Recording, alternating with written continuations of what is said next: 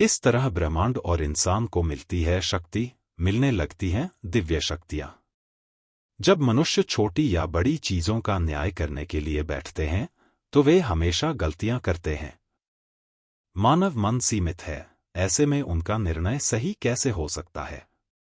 तो जरा देखिए कि शुरुआत से ही निर्णय की माप की छड़ी कितनी अपर्याप्त है।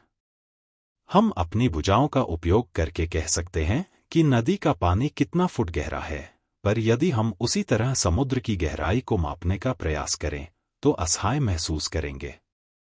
अगर समुद्र से भी गहरा कोई जलाशय होता तो कार्य लगभग दुर्गम होता। फिर भी मनुष्य हमेशा चीजों को मापने का प्रयास करता है।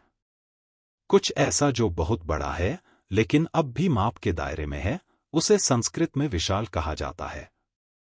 लाइफ को भूलकर लाइफस्टाइल के पीछे भाग रहे हैं, मरने तक रहते हैं इस चीज के जिम्मेदार। भले ही हिमालय विशाल है, फिर भी उसे मापा जा सकता है।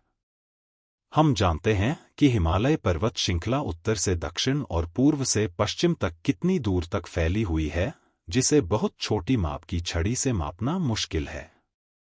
मानव मन जिसे मापने में असफल होने के बाद बार बार निराश हो जाता है, उसे बृहत कहा जाता है। परम पुरुष को बृहत कहा जाता है क्योंकि मानव मन हमेशा उसे मापने के प्रयास के बाद निराश लौटता है। सर्वोच्च इकाई को मापने का असफल प्रयास करने के बाद मन यह कहते हुए लौटता है, मैं उसे मापने में असमर्थ हूं।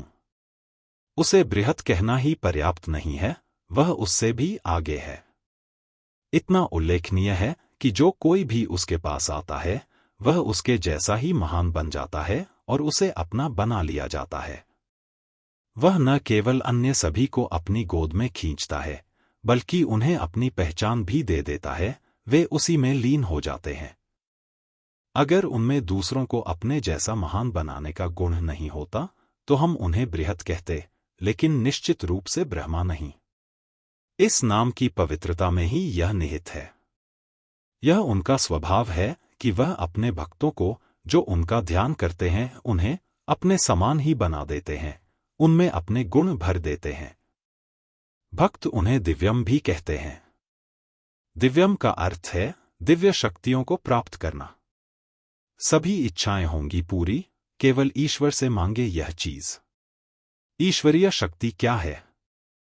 हम अपने दैनिक जीवन में जिस भौतिक बल का उपयोग करते हैं उसे अंग्रेजी में ऊर्जा के रूप में जाना जाता है, विद्युत ऊर्जा, यांत्रिक ऊर्जा वगैरह। यह ऊर्जा एक भौतिक शक्ति के अलावा और कुछ नहीं है। जो लोग भौतिक शक्ति और दैवीय शक्ति के बीच मूलभूत अंतर से अनजान हैं, वे अक्सर तीखी टिप्पणी करते हैं कि सब कुछ प्रकृति से आया है। लेकिन यह कैसे संभव है?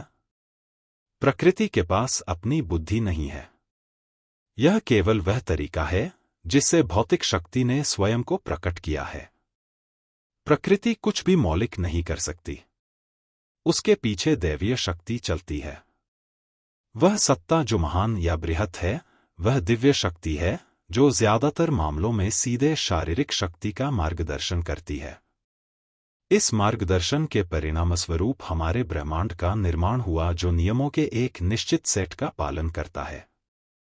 यदि मनुष्य सोचते हैं कि वे दैवीय शक्ति से स्वतंत्र रूप से कार्य करते हैं, तो वे गलत हैं।